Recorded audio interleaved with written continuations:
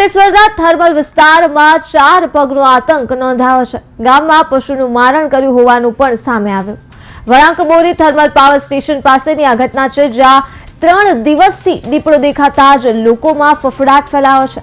આ ઘટનાની જાણ વન વિભાગને કરવામાં આવી અને વન વિભાગની ટીમે દીપડાને પકડવા માટેની તજવીજ હાથ ધરી છે। તો વન વિભાગ દ્વારા અલગ અલગ જગ્યાઓ ઉપર પાંજરા ગોઠવી દેવામાં આવ્યા છે।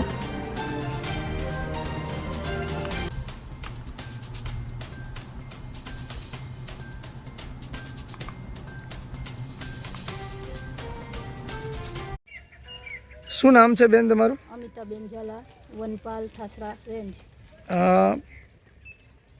અહીંયા દીપડાએ દેખા દીધી છે, જી શું કહેશો?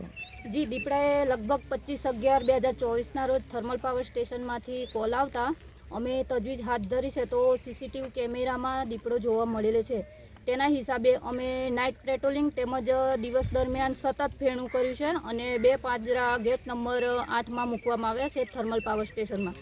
તે સિવાય સ્ટાફ સતત પેટ્રોલિંગ કરે છે। મેં આરએફઓ સાહેબની સૂચના હેઠળ અમે સતત આજુબાજુના ગામડામાં તેમજ જે લોકો લોકલ ખેતીવાડીમાં કામ કરે છે તે બધાને સતત સૂચનાઓ આપીએ છીએ કે કામ સિવાય કોઈએ બહાર જવું નહીં અને જો કોઈ અંગત કામ હોય બહાર જવાનું થાય તો હાથમાં લાકડી તેમજ ટોર્ચ રાખી અને પોતાની સાવચેતી રાખવી તેવું તમામને અમે જાગૃત કર્યા છે।